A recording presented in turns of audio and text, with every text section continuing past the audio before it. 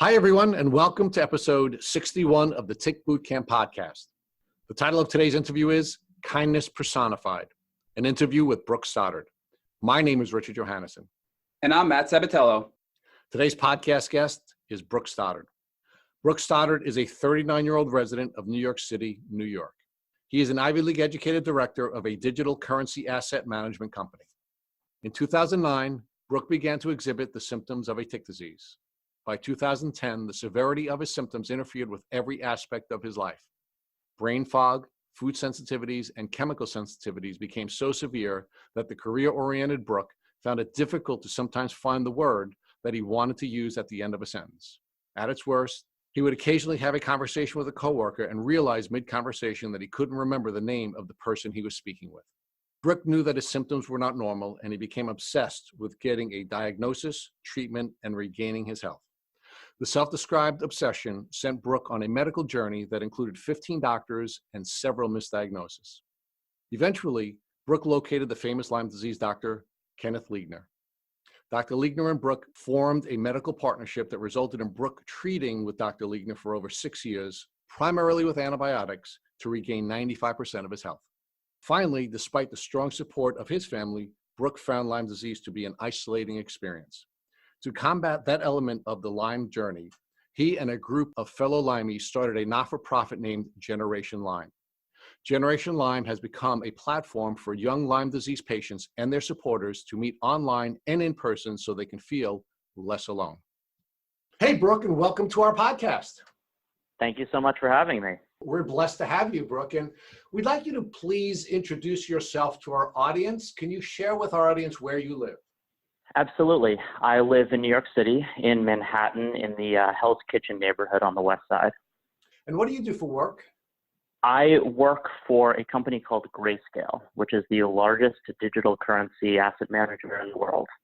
I also work in finance. I spent about 10 years at Goldman Sachs. And where did you grow up? I grew up in Alexandria, Virginia, which is a city of about 150,000 people next to Washington, D.C. And where did you go to college? I went to Princeton. When you graduated from Princeton, did you do any graduate work? I did, not for several years later, but I eventually went to Wharton for business school. And what was your family like growing up?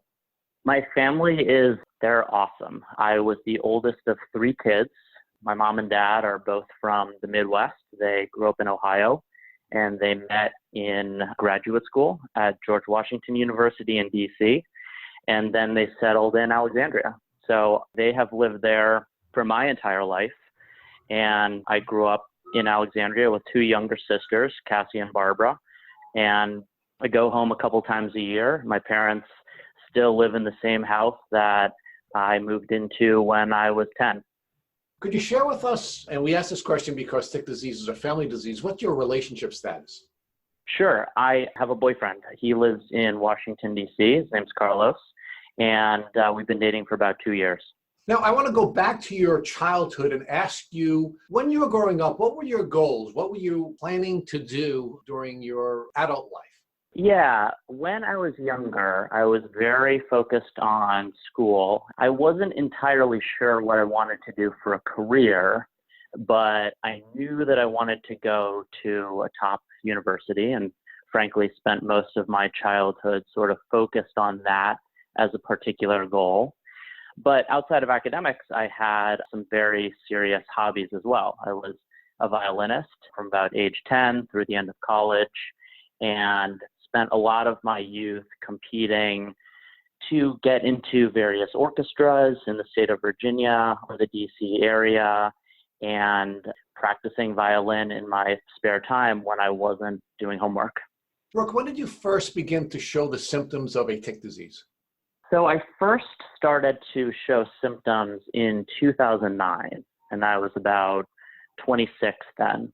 I didn't really think that I was sick until early 2010, but in 2009, sort of close to the end of 2009, I did notice that I had some kind of red blotches or rashes on my skin, and they were showing up on my arms and on my stomach. And I didn't think much of them except that they were a little bit itchy And during cold winters, I often had dry skin growing up. So I sort of dismissed it as a dry skin problem. But then in early 2010, I started to experience a range of different symptoms, which I felt were very concerning. And I started to take notes as to what they are. And so as I was thinking about the conversation that we were going to have, I went back to those notes from 2010, and I actually found that there was a particular Saturday, March 27th of 2010, when I woke up and I had a lot of brain fog, something that I'd never experienced before. I had a lot of fatigue. I had a very noticeable heartbeat, which may not have been heart palpitations, but was just a very uncomfortable, physically pounding heartbeat that lasted for about 7 days and was quite noticeable to me. And then some other strange symptoms like mood swings, so sort of milder bouts of depression or feelings of irritability. And the reason that these were so concerning, particularly the brain fog, is because at the time when I was working at Goldman Sachs, I was very career-oriented. And the brain fog to me felt like it was very difficult to reason. It was difficult to sometimes find the word that I wanted to use at the end of a sentence. At its worst, I would occasionally have a conversation with a coworker and realize mid-conversation that I couldn't remember the name of the person I was speaking with. And so what brain fog sort of meant to me, and the reason it was so troubling, is because growing up, and certainly then later in my professional life, I was very focused on, achieving as much as I could. And I felt that if I was going to have a mental issue, which I was experiencing through brain fog, that really threatened my ability to do well in the workplace. In addition to the developing symptoms impacting you professionally, how did those symptoms affect you personally?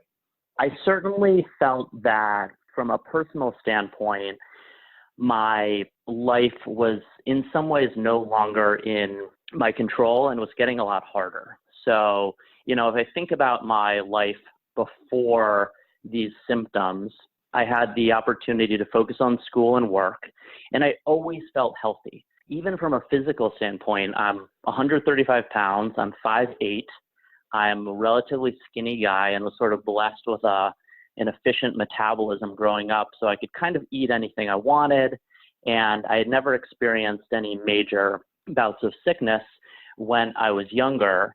And so I just kind of assumed that I was a healthy person and that health wasn't something that I really needed to worry about much in my childhood life or my adult life. And so the way that these symptoms affected me personally was I realized for the first time in my life that I was going to have to spend a lot of time addressing my health, figuring out why I was experiencing these symptoms, probably trying to come up with a diagnosis for whatever I was going through, and that was actually going to distract me from the other things that I wanted to do in my life, either personally or through work. Brooke, how did your developing symptoms impact the people who you loved? Meaning, what weren't you able to do for the people who you loved, and what impact was this having on those people? Well, it's pretty interesting. We talked about my family a little bit earlier in the conversation, and I've always had a wonderful relationship with all of my family members. But by the time I started experiencing these symptoms, our relationship got even stronger and closer. And I think I needed my family even more then than I had in earlier years. And so the way this kind of manifest was, particularly with my mom, who I've always had a close, loving relationship with, when I started to experience these symptoms and felt really threatened by them, the first person that I really kind of vented to was my mom. And I started calling her every day after I left work. And she did such a great job in just kind of listening to what was going on.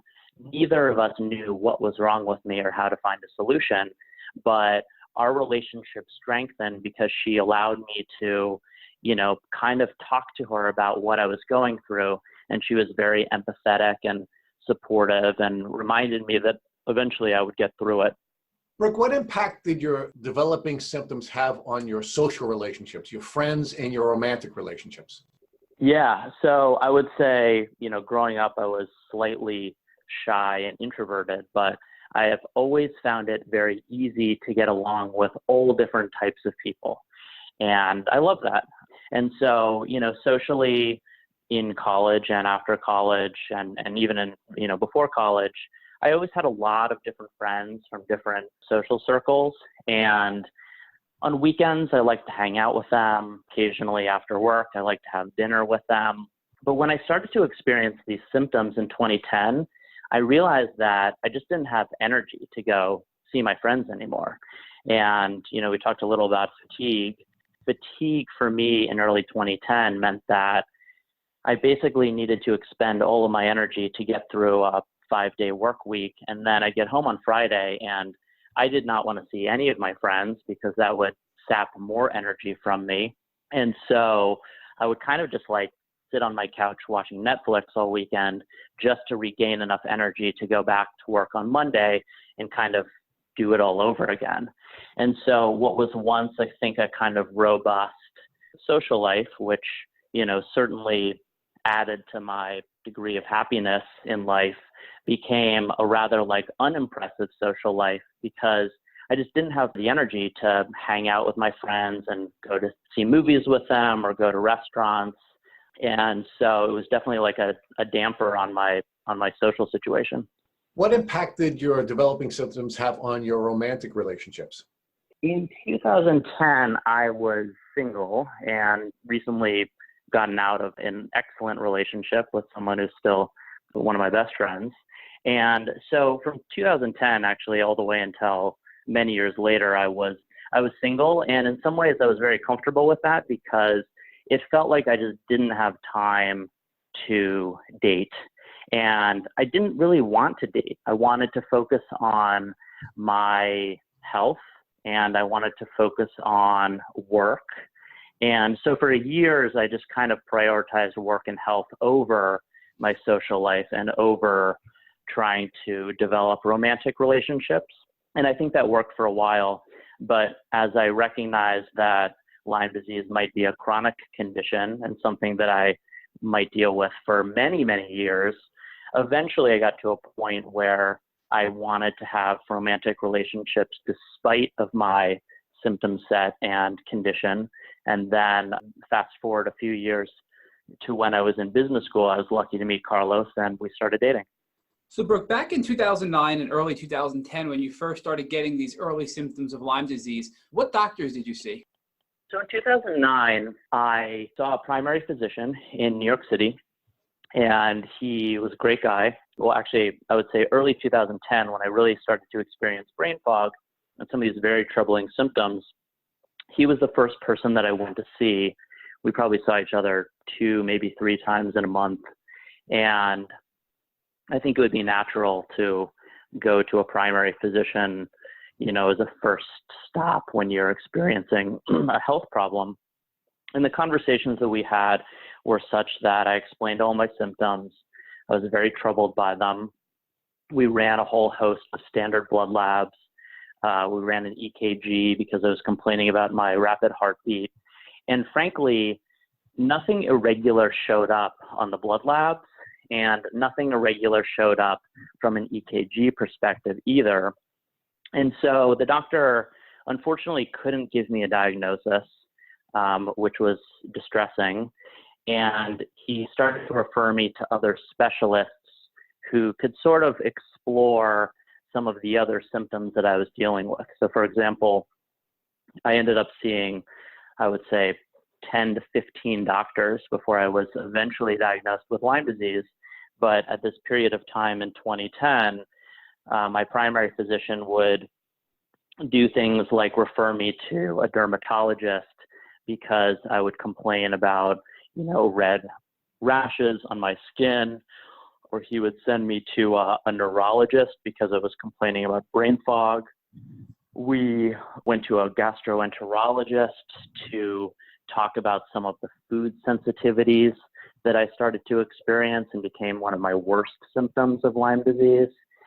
And as I saw all of these doctors, there were a couple of things that I learned. One was no one really had a diagnosis that I could understand that would explain all of my different symptoms.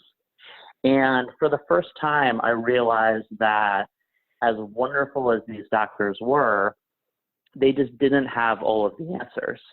And it was kind of an important lesson for me in life that I had to learn how to advocate for myself. And as doctors were telling me that I looked healthy and that my lab tests looked totally fine, I had to learn how to push back and say, actually, I'm not healthy. And this symptom set that I'm dealing with is really bizarre and abnormal. And we need to keep thinking about this until we come to a diagnosis that makes sense and I start to treat it in a way that makes me feel better.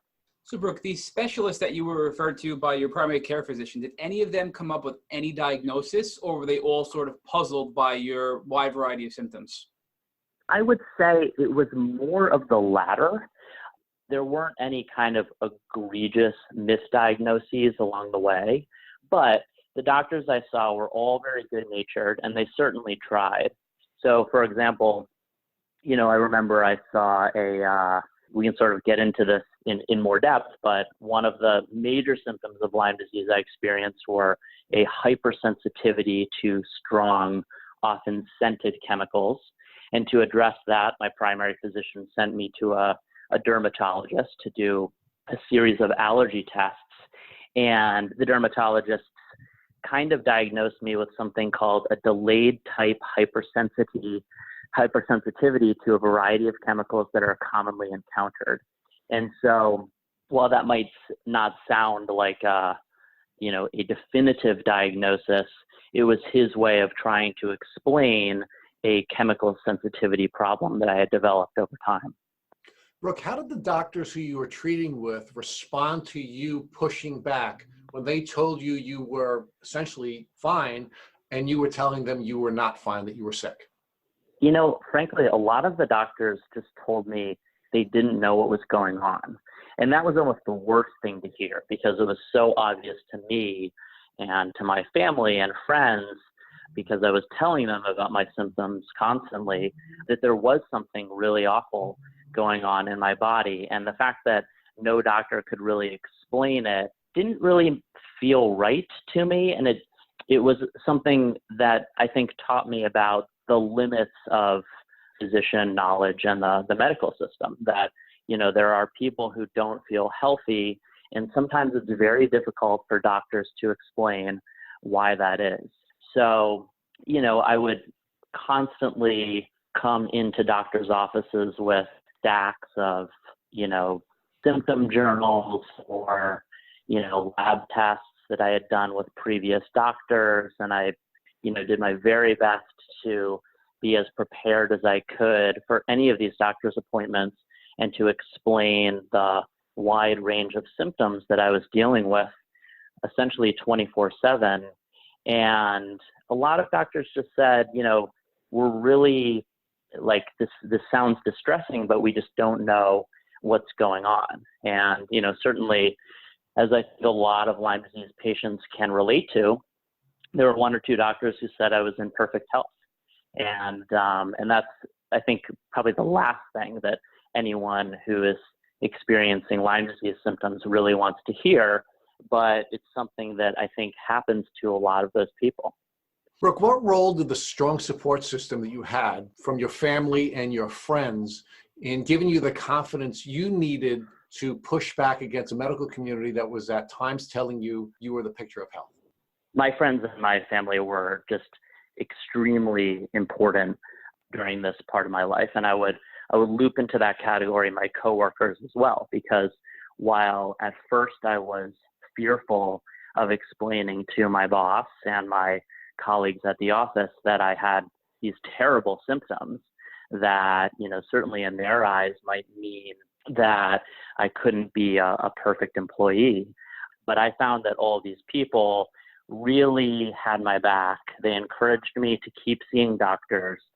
They encouraged me to keep talking about it. And what was really interesting about this process is the more that I explained my symptom set, not only to doctors, but to people in my personal life, the closer I got to meeting other Lyme disease patients who would ultimately kind of explain to me that they thought I had Lyme disease and might want to explore that diagnosis in a way that I hadn't previously.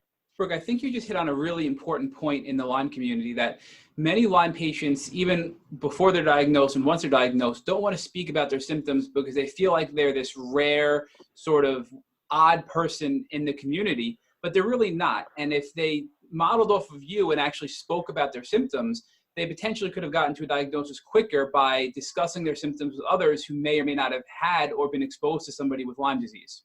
Yeah, I would absolutely agree with that. I think that it was very difficult for me in 2010 to figure out who I could talk to about this condition. But the more that I talked about it, the more I learned what diagnoses probably would not explain my symptom set. And the closer I got to meeting people who would understand my symptom set as potentially being caused by Lyme. And, I can remember specifically being very scared of talking to my manager at Goldman Sachs about this brain fog issue that I had, because I was working in finance. And so I needed to be good at math and good at data analysis, and something like brain fog, which made my sense of reasoning and cognition more difficult, could be seen by someone like a manager as a risk.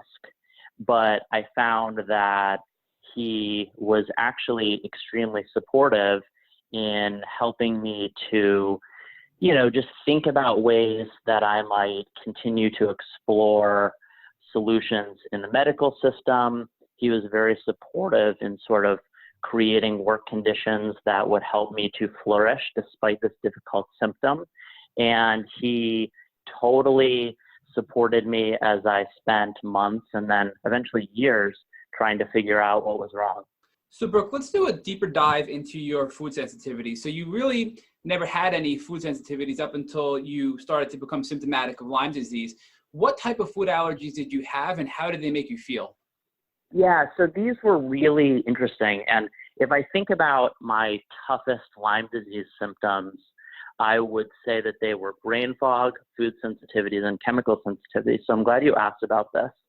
The food sensitivities started in early 2010, which was the time when I experienced brain fog for the first time. And what food sensitivities meant to me were when I ate carbohydrate-heavy foods or sort of like complicated carbohydrates, I experienced my other symptoms getting worse. And to sort of be very specific about this, if I were to eat bread or white rice or starchy foods like potatoes or sweet foods like strawberries, let alone coffee, alcohol, cookies, candy, and cake, when I would digest a lot of these foods, I would experience a worsening of my other symptoms like brain fog, like mood swings, like fatigue. And this felt so unusual because as a kid, I could essentially eat what I wanted and feel normal. But this was very different. Now I could eat what I wanted and feel worse. And so I didn't really know what to do except to try to create some data around this issue. And so I started keeping a daily food journal where I would just track what I ate for breakfast and lunch and dinner. And what I realized over time was pretty surprising to me. But as I ate those, sort of delicious, often carb-heavy foods, I would typically experience a worsening of my symptoms. And so as a way to kind of combat that and minimize my symptoms, over time, I removed a lot of those particularly carb-heavy foods from my diet. And then really for about 2 to 3 years, just ate plain meats like chicken or fish, vegetables like cauliflower and broccoli, eggs, almonds, and green apples. And it's not because I necessarily wanted to have a diet that was that restrictive, but I did want to feel as healthy as possible. I did want to continue to work. And I recognized that if I kept my diet as strict and sort of limited to those 5 or 6 basic foods, that I could eat as much of them as I wanted and feel full and have energy, but that they didn't exacerbate the rest of my symptom set. So Brooke, I'd also like to learn more about your sensitivity to smells. That seemed to be your third most prominent symptom. So can you talk in more detail about your chemical sensitivities? Yeah, and this is something that even today I still struggle with. And I'm still trying to figure out scientifically. But chemical sensitivities for me didn't start in 2010. They actually started, I would say, in 2011 or 2012. For some reason, they were not my first symptom. But around 2011 or 2012, I started to realize that if I was around very strong smelling chemicals, that my body would have a type of allergic reaction. And I think I would try to explain this to people based on the idea that there are some people who get a headache when they're around perfume or when they're pumping gas at the gas station. And for me, I had some degree of this problem, but it was much more severe. So an example of how this would manifest would be, I would be at the office, I'd be in a meeting in a boardroom, and if I was sitting next to someone who had a strong perfume or an aftershave, or maybe used a scented shampoo or some sort of hair product, and if I could smell any of those things, then I would experience a worsening of my other symptoms. So all of a sudden I would feel an onset of brain fog.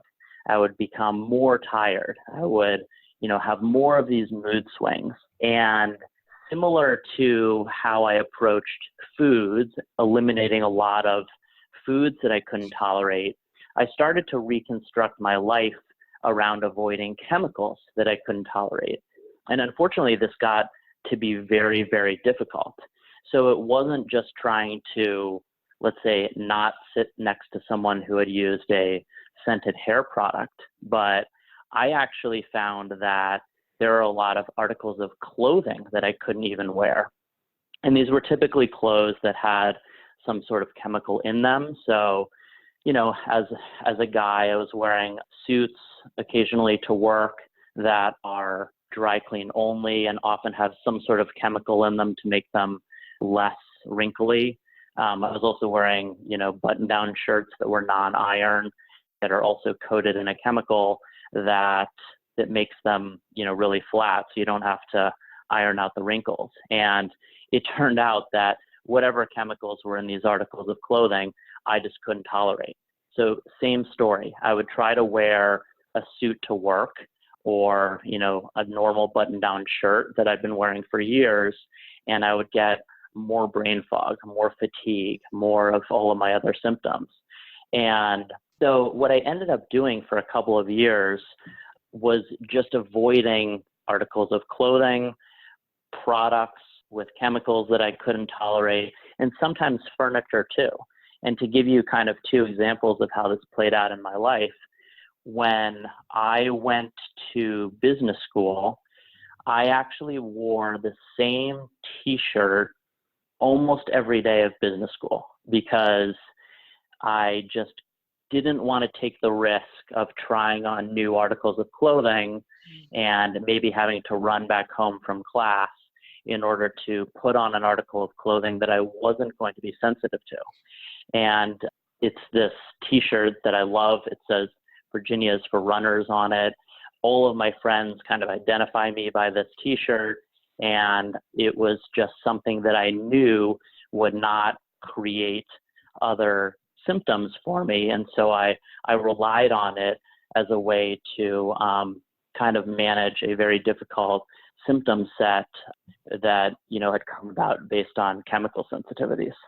So Brooke, over this 4-year period of your illness before you got diagnosed, I guess from the time you were 26 up until you were 30, what eventually triggered your diagnosis with Lyme disease when you were 30 years old? So this was actually a really interesting story. And the thing that triggered it is I had gone to 10 to 15 doctors and run countless tests. I had also moved from New York to India, and then I moved back to the United States to go to business school. And so I was living my life and doing different things in my educational and career life while managing a complicated set of symptoms. But ultimately, what actually happened in terms of my getting closer to a Lyme disease diagnosis is I had finished a year of business school.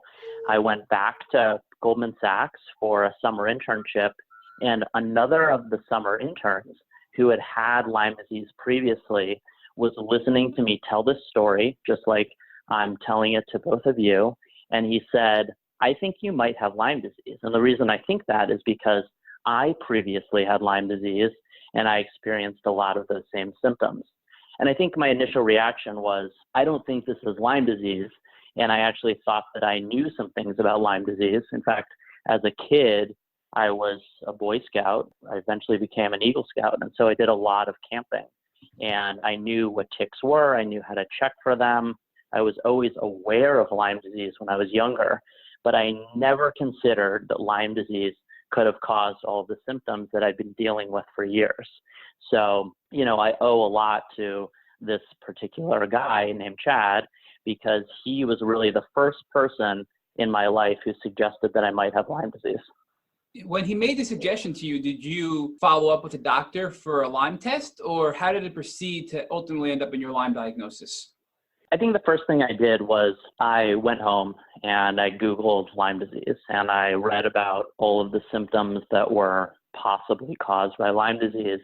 And I remember having this sense of joy in a way, because this felt like a potential diagnosis to explain the very difficult health situation that I'd been in for a couple of years. And the more I looked into the Lyme diagnosis, the more I started to believe that that might be right. In the next couple of months, a couple of things happened. I started to go to Lyme disease specialists, LLMDs, in New York City, then eventually north of New York City. And we really started to drill down into Lyme disease tests to determine if I potentially had Lyme disease. And of course, we spent hours talking about my symptom set to sort of create a clinical and lab-based pile of evidence that might suggest Lyme disease was what I was experiencing. And the closer I got to a Lyme disease diagnosis, the happier I got, because I could finally put a name to the thing that I had been struggling with for so long. Did you eventually get a blood test? I did Western blot tests at Stony Brook, at IGeneX. I did an ELISA test at Stony Brook. And so, ultimately the conclusion that we came to, my doctor and I came to kind of cautiously over time, was that Lyme disease was probably the right diagnosis, and that I had potential babesiosis as a co-infection.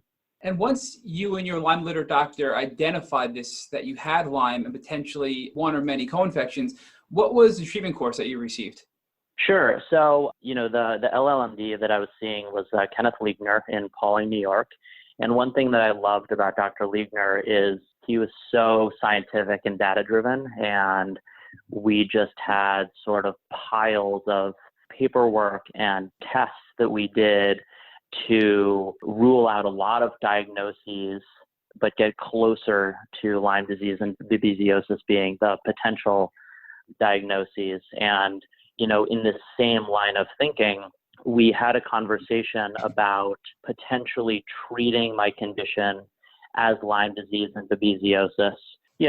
As we talked about this, it made sense, I think, for me to at first try a kind of collection of oral antibiotics. And so the first thing that we tried was doxycycline to attack the live form of Borrelia burgdorferi. And we also added Malarone or Atavaquone proganol because of the potential that I might have babesiosis.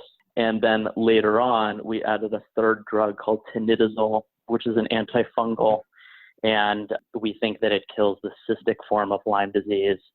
So for actually quite a long time, I took this cocktail of antibiotics. And while it wasn't easy at first, and in fact, I ended up taking a year off from school to sort of focus on this initial treatment, and I experienced Herxheimer reactions that were rather uncomfortable.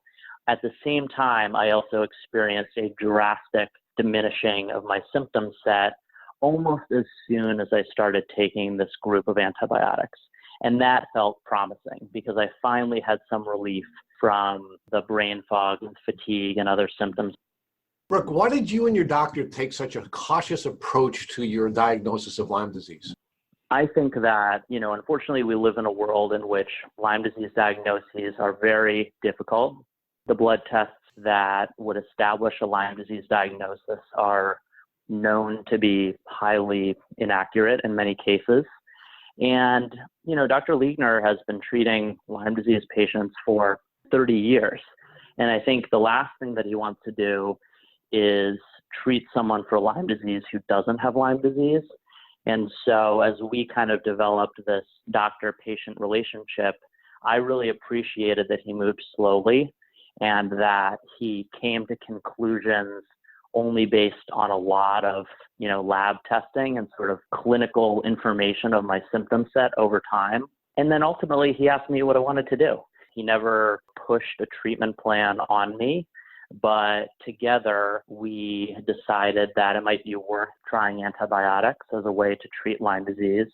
And while antibiotics don't work for everybody, fortunately, they work very well for me. Brooke, you took a variety of different Lyme tests. I'm wondering why you took so many tests and what impact did the varying results have on your decision to treat the way you did?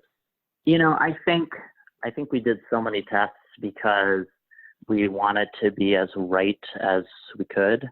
I think that we wanted to rule out potential diagnoses that might be wrong. And one thing that was kind of interesting in my situation is earlier in my life, when I was 16, I had actually gotten a Lyme disease vaccine called Lymerix.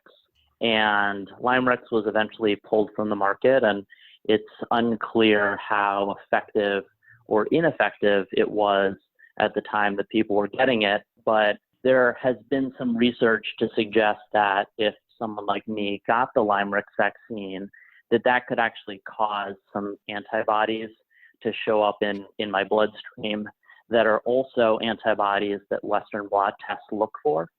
And so I think specific to my case, one of the reasons that Dr. Liegner and I ran so many tests is because we wanted to be able to differentiate between any antibodies that might show up as a result of this earlier Lymerix vaccine that I'd gotten and antibodies that were showing up because I had contracted Lyme disease years prior. Brooke, did you take any detox precautions while you were getting this antibiotic treatment?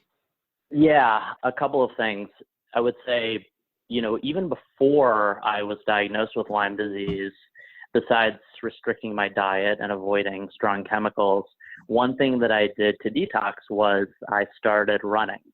And, I talked to a lot of Lyme disease patients around the country, and I recognize that some people aren't able to exercise because they might have joint pain or muscle pain. But fortunately, I was able to start running around 2010 when I developed these distressing symptoms. And the reason I mention running is because for me, running was all about detoxing. I started running 2 miles a day on the treadmill, and the way I did it was just by wearing a couple of layers of clothing to kind of induce sweating. And I found that sweating really reduced my symptom set. And so that was kind of the first thing that I ever did to detox. Brooke, do you think the universe was telling you that running was going to be a helpful element of your treatment journey when you were wearing a Virginia is for Runners shirt every day during graduate school? I absolutely would agree with that. And I think that, if I'm lucky enough to get to a world in which I don't have Lyme disease, then I would like to continue running because I think it's just good for my health. Brooke, did you do any other things, or are you doing anything today to help detox, like an infrared sauna potentially? Yeah, absolutely. So I can't remember exactly when I started doing this. Probably it was about the time that I got my Lyme disease diagnosis 6 years ago. But every single day I go to a dry sauna. And I do that for the same reason that I became a runner. It is that when I go to the sauna for about 25 minutes a day and I literally sit there and I sweat, afterwards I feel a lot better. So any symptoms that have kind of like cropped up during the day, especially, under stress, they go away after I go to the sauna.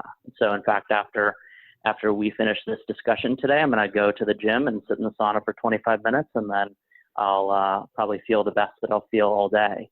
I have a ton of friends who swear by infrared saunas, and I believe that they're very effective.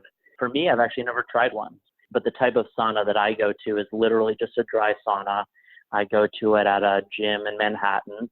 The sauna is quite hot. It's about 160 or 170 degrees, and I just sit there, I read the newspaper and kind of sweat it out, and then I leave and come back the next day. So Brooke, you've been diagnosed now and on treatment for about 6 years, and you've been on this combination therapy of drugs for almost that entire 6-year window, but you've recently started something new with your Lyme Literate Doctor. Can you talk to us more about what new therapy you've recently introduced into your treatment protocol? About 2 or 3 months ago, I started taking disulfiram at the advice of Dr. Liegner. And by advice, I mean he has published research of 3 of his patients who have taken disulfiram. And so you can go online and see sort of what effect that has had on 3 of his patients. And Dr. Liegner, over the past year or 2, has become interested in disulfiram as a potential treatment protocol for people with Lyme disease. And he started to talk to me about it maybe 9 months before I agreed to give it a shot. And the more I listened to him and the more I read about disulfiram, the more curious I got about it. And, at this point, there are researchers around the country talking about disulfiram. I'm in a Facebook group of almost 5,000 people who only talk about Lyme disease and disulfiram. But the reason that I started to try it is because I would say for probably 2 years, as I've been on this other cocktail of antibiotics, I've done really well. And I've been telling everyone in my life that I'm about 95% better.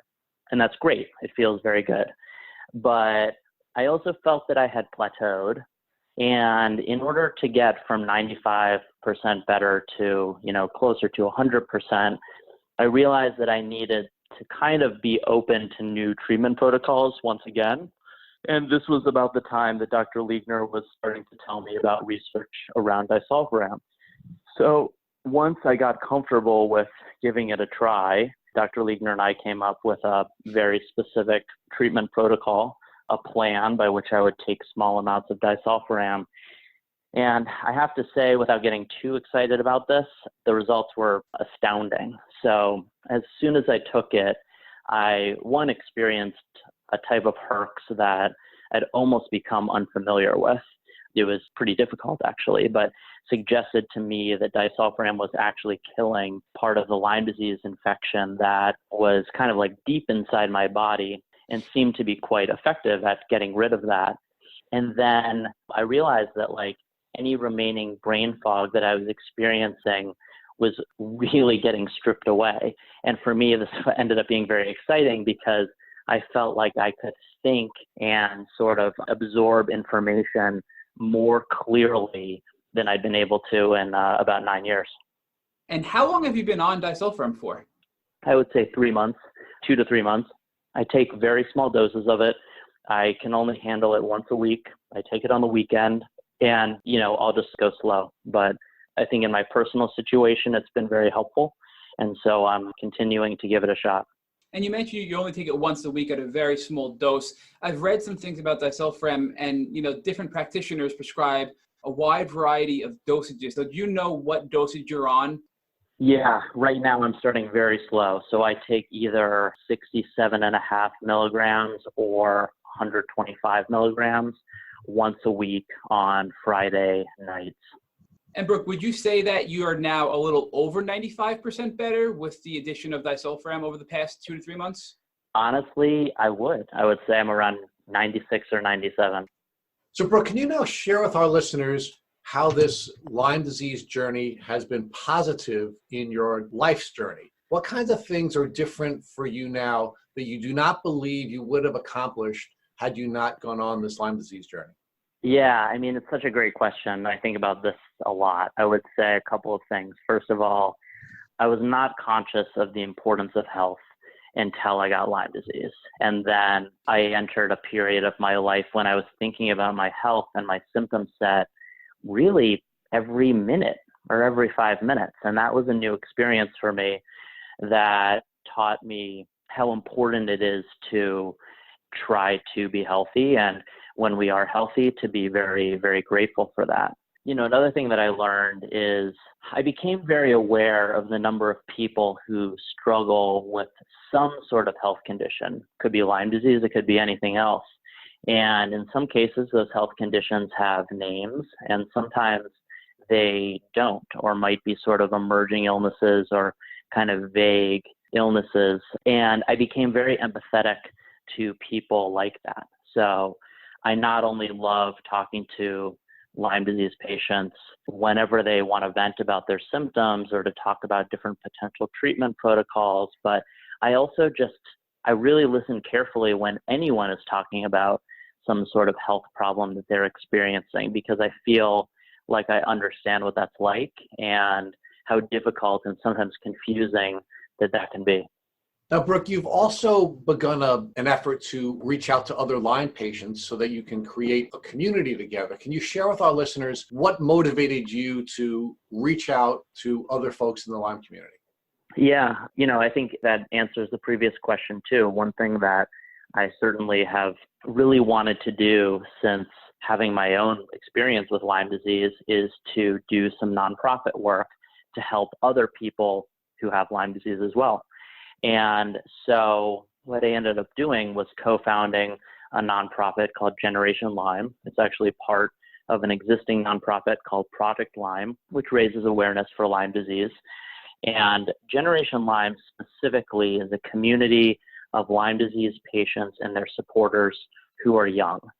So as I experienced, years of trying to figure out what was wrong with me and trying to get better, I found that process often to be not just confusing, but very lonely.